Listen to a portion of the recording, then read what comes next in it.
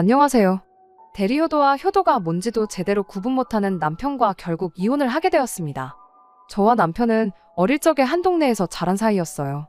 집안끼리 서로 알고 지내던 사이는 아니었지만 동네가 좁았다 보니 이야기는 몇 번 들어봤던 집이었죠. 게다가 시댁이 당시 동네에서 엄청 유명한 집이었거든요. 다만 좋은 쪽으로 유명한 건 아니었어요. 한동안 동네 사람들 입에 오르내리게 만든 사건이 하나 있었는데 그게 지금은 연락도 되지 않는 남편의 친아버지가 당시 다른 사람과 눈이 맞아서 야반도주를 해버린 사건이었죠. 그냥 바람나서 집 나간 거면 며칠 구설수에 오르내리다 말았을 일인데 문제는 눈이 맞았다는 그 상대방이 다른 사람도 아니고 저희 시어머니의 오촌이모 되는 분이라는 게 문제였죠. 학렬상 시어머니한테 이모이긴 하지만 나이 차이가 5살인가 밖에 나지 않았다고 해요. 동네가 좁았을 뿐 집성촌도 아니었고 그냥 우연찮게 한 동네 살았다 뿐이지. 사실 친척관계라도 시어머니와 그분이 집안끼리도 썩 친한 관계조차 아니었답니다. 시어머니도 남편도 그때의 사건에 대해선 입도 뻥끗하지 않는데도 제가 이 정도까지 알고 있다는 건 당시에도 어렸던 제가 이 정도로 자세하게 기억할 만큼 유명한 사건이었기 때문입니다. 아무튼 그 사건을 계기로 시어머니는 동네 사람들 보기 쪽팔려 어떻게 살겠냐며 어디 먼 동네로 이사를 가게 되었죠. 당시 제가 남편하고 나이차도 있었고 집안끼리도 친한 사이도 아니었다 보니 그렇게 이사를 떠나간 뒤로는 소식도 모르고 살아왔어요. 그런데 성인이 되면서 우연찮은 기회로 재회를 하게 되었던 거죠. 처음에 서로를 알아봤던 것도 아니었고요. 연애 시작 후 그냥 이런저런 이야기하면서 과거에 어느 동네 살았었다 하는 이야기를 나누다가 그때서야 남편 집안이 한 동네에 같이 살았던 그 소문의 집이라는 사실을 알게 되었어요. 저나 남편 두 사람 다 그때의 일은 전혀 개의치 않았습니다. 20년이나 더 지난 일이기도 하고 사실 남편 아버님이 잘못한 거지 시어머니는 따지고 보면 피해자나 마찬가지였잖아요. 게다가 저희 집도 남편네가 이사를 떠나고 얼마 지나지 않아서 더 좋은 환경에서 저를 공부시키겠다는 이유로 서울로 이사를 했어요. 어릴 적에 살았던 그 동네는 더 이상 저희한테는 아무 관련이 없는 동네나 마찬가지였으니 저희가 연애를 하는 데 있어서 그때의 일이 저희 관계에 영향을 주는 일은 없었죠. 아니, 없다고 생각했다는 말이 더 맞는 말이겠네요. 남편과 연애를 시작하고 1년쯤 지났을 때 양가에서 저희가 연애를 하고 있다는 사실을 알게 되었습니다. 저나 남편이나 결혼할 나이이기도 했고 저희 집에서도 제가 연애한다는 걸 알게 되니 이번에는 결혼을 하는 거냐며 알게 모르게 압박을 주기 시작했죠. 마침 그때쯤 남편도 저와 결혼을 하고 싶다는 이야기를 꺼내왔고요. 저도 남편이랑 연애하면서 결혼에 대해서 진지하게 생각해봤던 적도 몇 번 있었다 보니 그렇게 자연스럽게 결혼 준비를 시작했어요. 시어머니도 아들이 결혼한다니 엄청 기뻐하셨는데 문제는 처음 결혼 허락을 받는다고 인사를 드리러 갔던 날 저희가 같은 동네에 살았다는 사실을 알게 된 순간부터 시어머니의 반응이 180도 달라졌습니다. 남편 딴에는 인연도 이런 인연이 없다는 식으로 너스레를 떨면서 꺼낸 말이었는데 시어머니 입장에서는 그때의 그 과거가 동네 사람들 입에 오르내리던 그 시절이 트라우마처럼 남아있었기에 결코 환영을 할 수 없었던 상황이었던 거죠. 저야 워낙 꼬맹이 시절이었으니 그렇다 치더라도 저희 부모님은 시어머니와 같은 세대였고 시어머니 입장에서는 사실관계를 떠나서 당신을 두고 뒤에서 호박씨를 까던 동네 사람들 중에 한 명처럼 느껴졌을 테니까요. 그날 대놓고 이 결혼을 허락 못한다는 식으로 말을 하지는 않으셨지만 저희 집과 사돈을 맺기 꺼려한다는 느낌을 받았어요. 이제 결혼은 물 건너갔구나 그런 생각까지 들었습니다. 연애하는 내내 본인은 아니라고 부정했지만 시어머니를 향한 남편의 애틋함은 남달랐거든요. 어머니가 아버지도 없이 혼자 힘으로 나를 키우는데 엄청 고생하셨다 하는 이야기를 몇 번 했었고 나도 이제 다 컸으니 어머니가 이제 당신 행복을 찾으시면 좋겠다는 식으로 자주 말을 했었어요. 만약에 시어머니가 이 결혼은 허락할 수 없다고 나오면 아마도 남편은 시어머니 뜻을 거스르지 못하겠구나 싶었고 상견례 날짜를 정해야 하는데 도통 날짜를 주지 않았던 시어머니를 보니 제 예상이 어느 정도 맞았구나 싶었어요. 하지만 제 예상을 깨고 남편은 저와의 결혼을 포기하지 않았고 시어머니를 설득해냈습니다. 자식 이기는 부모 없다고 결국 결혼을 허락해 주셨어요. 그렇게 양가 상견례를 하게 되었죠. 상견례 당일 시어머니는 콕 집어서 다른 건 몰라도 그때 당시 같은 동네에 살았던 사람들은 되도록 결혼식에 부르지 않았으면 좋겠다는 식으로 먼저 말을 꺼내왔어요. 저희도 얼마 지나지 않아서 이사를 갔고 아직까지 연락을 하고 지내는 사람들은 없으니 크게 걱정 마시라는 친정어머니의 대답을 듣고 시어머니도 많이 안심하는 눈치였습니다. 상견례 후 친정어머니께서는 시어머니가 제가 같은 동네 살았던 사람이라서 무작정 결혼을 반대하는 건 줄 알았는데 결혼식장에 동네 사람들 다시 만나는 게 싫어서 저랬던 거였구나 하고 다행이라고 하셨죠.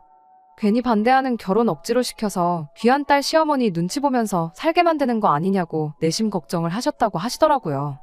별거 아닌 이유였지만 어머니 반대에도 끝끝내 결혼 허락을 받아낸 사위도 든든하고 우리 딸 이쁨 받으며 행복하게 사는 일만 남았다고 좋아하셨어요.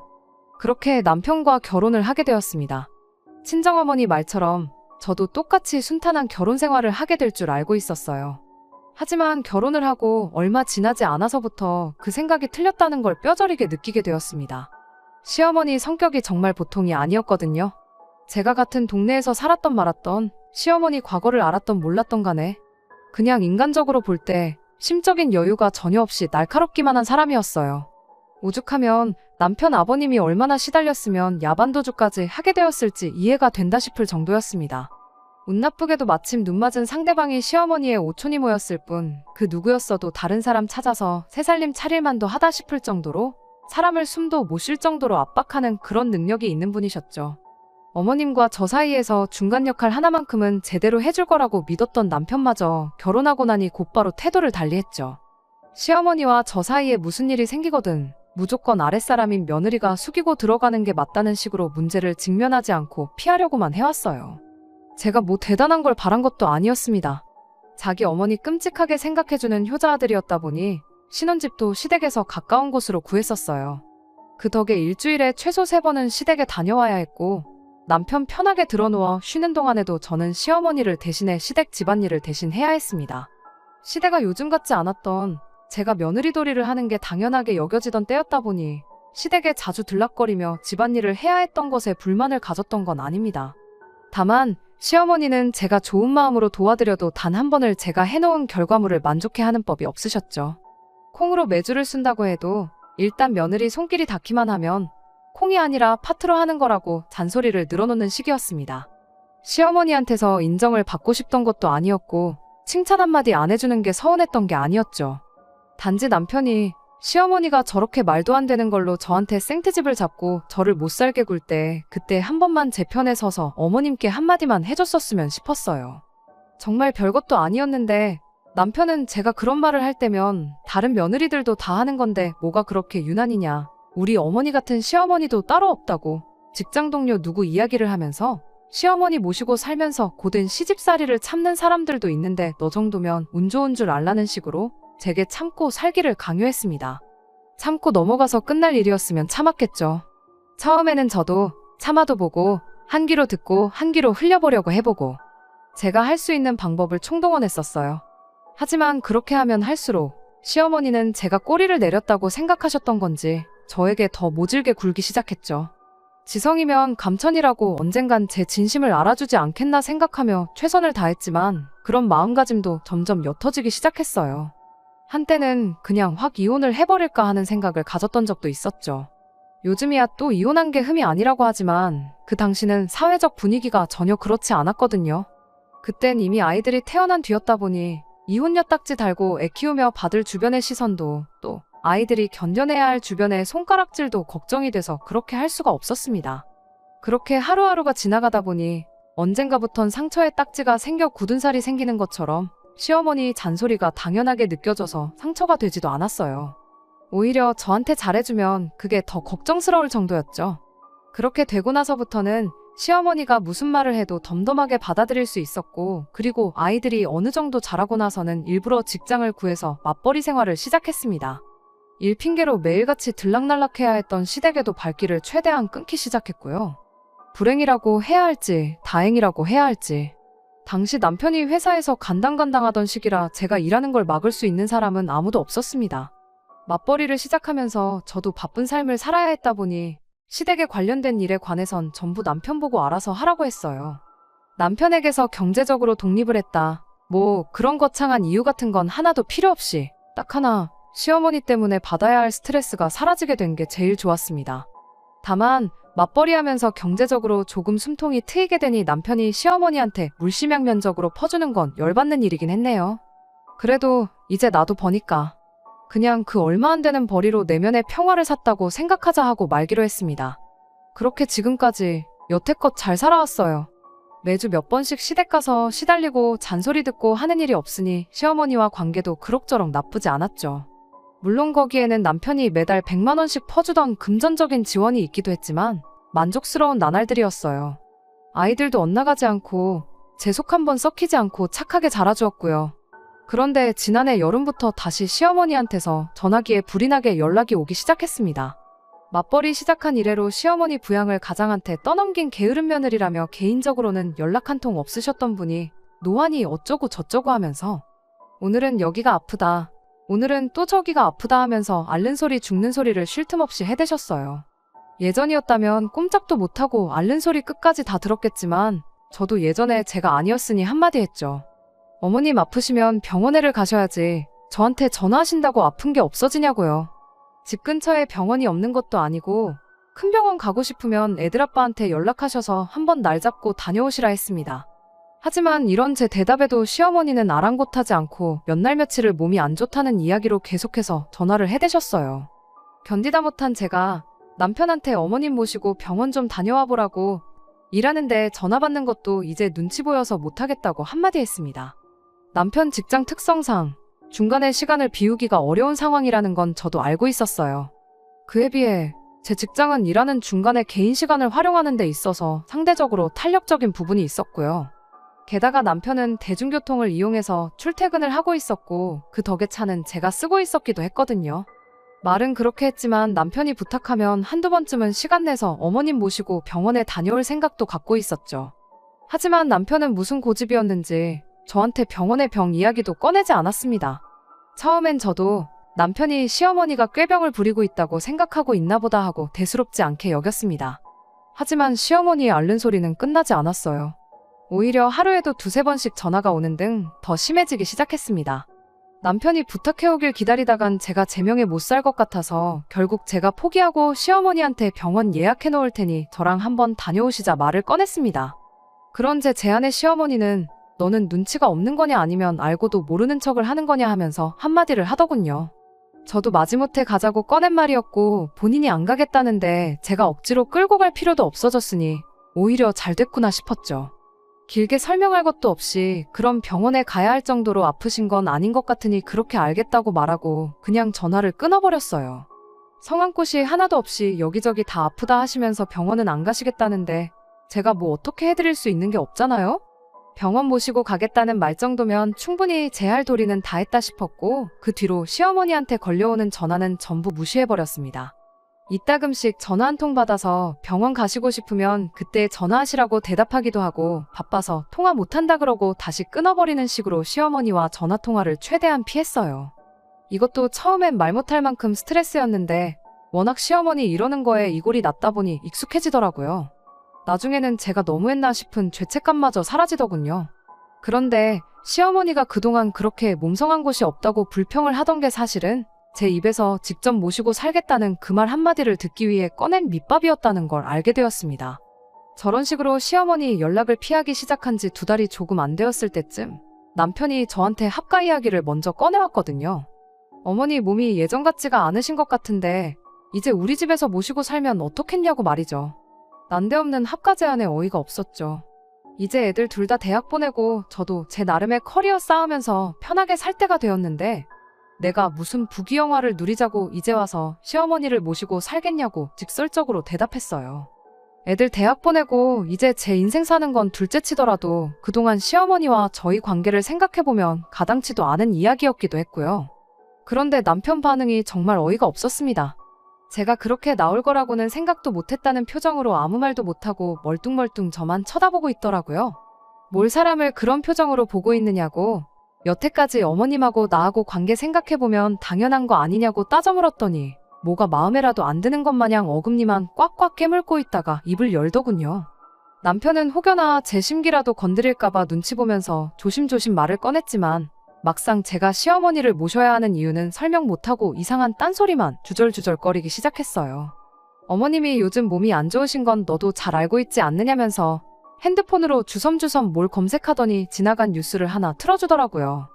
뉴스는 노인 고독사에 관한 기사였어요. 어머니 건강이 예전 같지 않은데 혼자 저렇게 지내고 계신 거 보면 마음이 찢어지듯 아프다면서요. 우리가 예전처럼 시댁에 자주 왕래하는 것도 아니지 않느냐며 요즘 부쩍 외롭다는 말도 자주 꺼내시는데 둘째도 대학 가고 그러니 집에 방도 남지 않냐며 이참에 어머님 오시라고 해서 같이 살면 좋겠다 하면서 대놓고 합가하자는 말을 하더라고요. 이 사람이 지금 무슨 소리를 하는 거래? 하는 표정으로 아무 대답도 안 하고 남편 얼굴만 멀뚱멀뚱 쳐다만 보고 있었죠.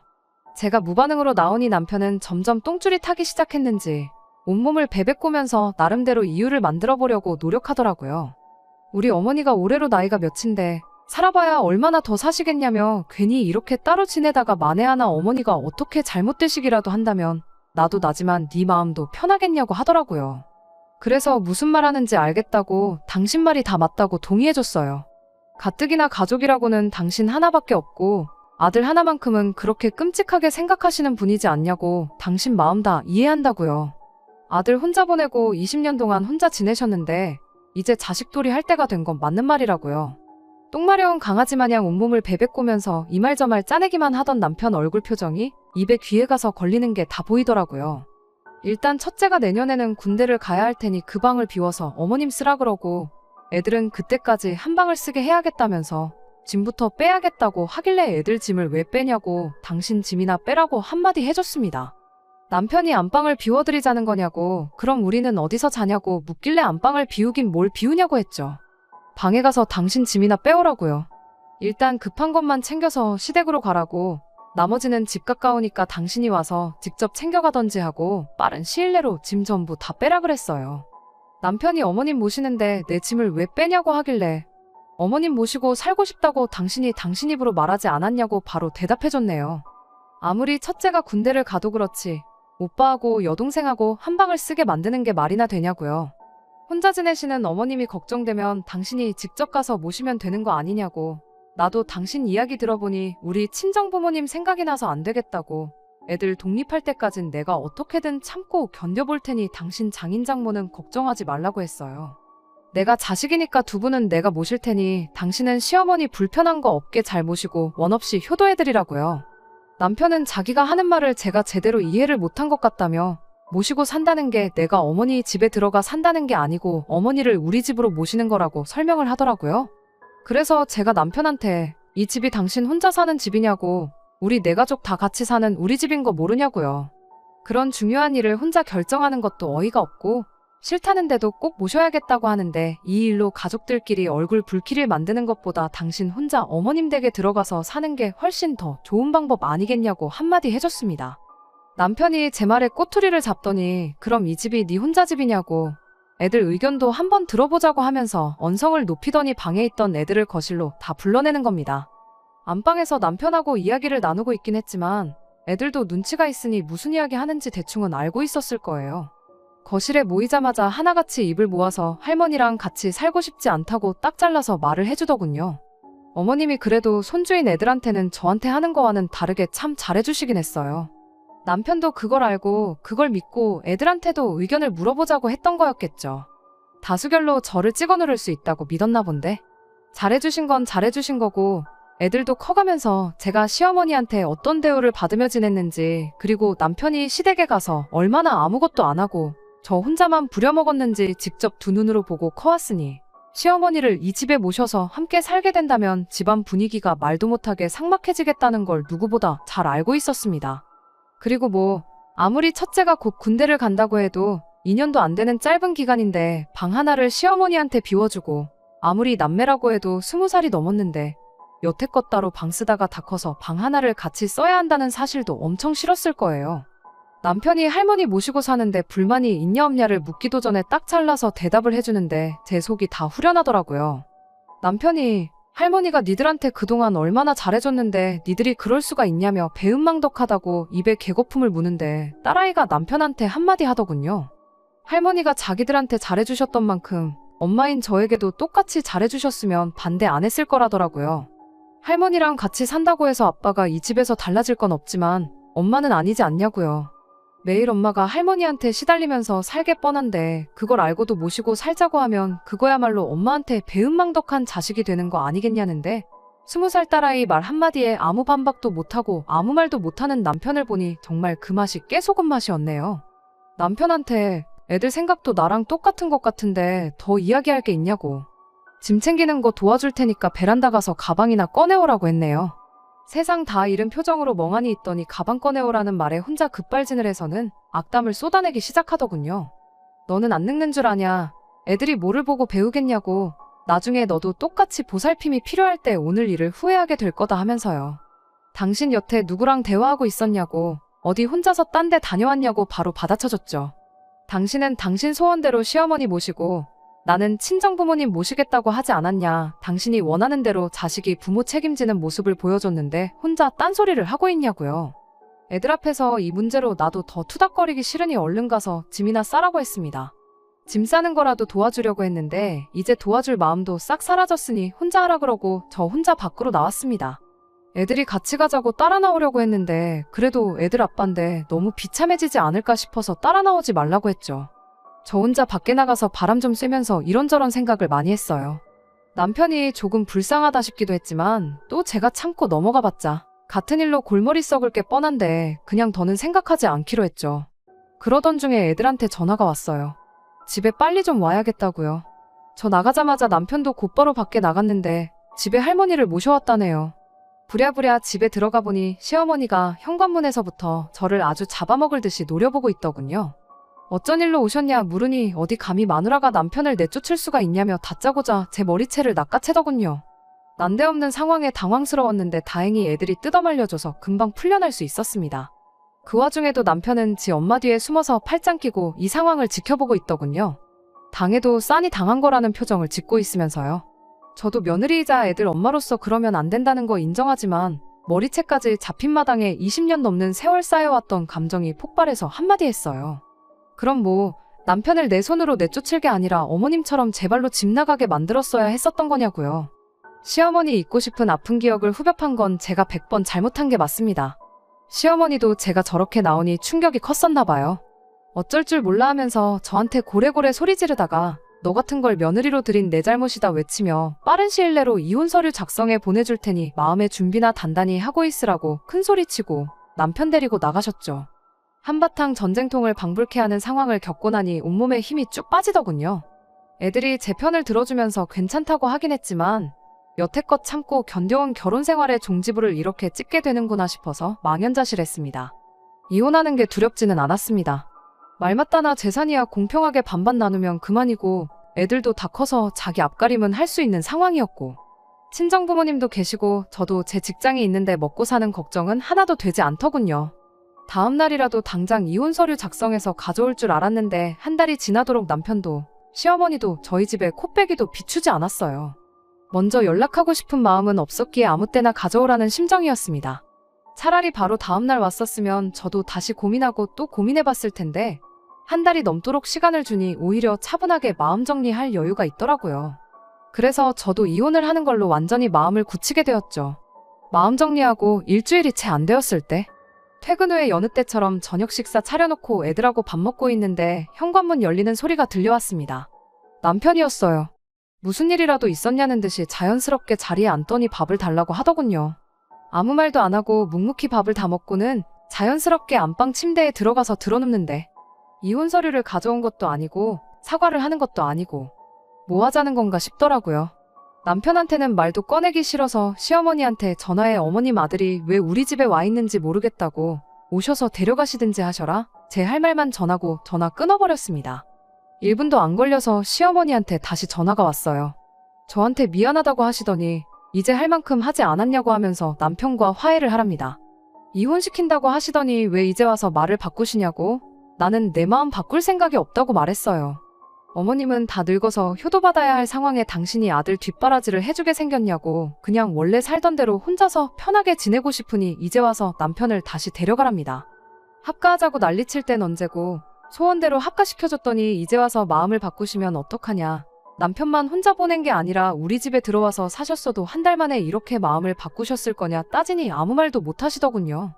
합가해서 며느리가 모셔주고 살 줄 알았는데 혼자서는 밥도 못 차려 먹는 아들 뒷바라지 하려니 혹이 하나 생기신 것 같아 그러시냐고 일 없다 말하고 다시 전화 끊었습니다. 그 와중에 아무 일도 없었던 것처럼 방에 들어가 있던 남편이 제가 통화하는 내용을 들었는지 갑자기 뛰쳐나와선 너는 시어머니한테 말버릇이 그게 뭐냐고 저한테 화를 내더라고요. 싹싹 빌어도 모자랄 판에 정신 못 차리고 저러는 걸 보니 역시 괜히 마음 약해져서 남편을 다시 받아주지 않기를 잘했다 싶었죠. 그날 어머님이 내 머리채 잡고 폭언을 했던 것 말고도 여러 가지 증거도 가지고 있으니 좋은 변호사부터 알아보라고 했어요. 처음 말했던 대로 이혼 서류 작성해서 가져오면 소송까지는 가지 않겠다고 단호하게 말했죠. 남편은 씩씩거리더니 다시 집을 나갔어요. 그리고 며칠 뒤에 말했던 대로 이혼 서류를 가져왔고 얼마 전에 결국 남편과 이혼 서류 접수하고 길고 긴 결혼 생활의 종지부를 찍기로 했습니다. 남편이 이혼하고 시댁으로 갔는지 어머님한테 애물단지 취급받다가 시댁에서도 쫓겨났을지는 궁금하지도 않아요. 다만 이혼 서류 접수하려고 만났던 그날 몰골이 아주 말이 아니더군요. 조강지처 말이라도 잘 들었으면 적어도 저렇게 어디 가서 애물단지 취급은 받지 않았을 텐데 싶었어요. 그간 살아온 정이 있으니 저 사람이 어디 가서 밥은 제대로 얻어먹고 다닐지 걱정이 되긴 했는데 마음 굳혔으니 더 이상 신경 쓰지 않으려고 합니다. 저는 충분한 기회를 줬었고 남편은 그걸 제 발로 차고 나갔으니 그 값은 자기가 치러야겠죠. 우리 아들도 군대 다녀와서 몇 년 뒤면 결혼을 하겠다고 하겠죠. 저도 누군가에게는 시어머니가 될 사람입니다만 적어도 제 시어머니 같은 사람만은 되지 말아야겠어요.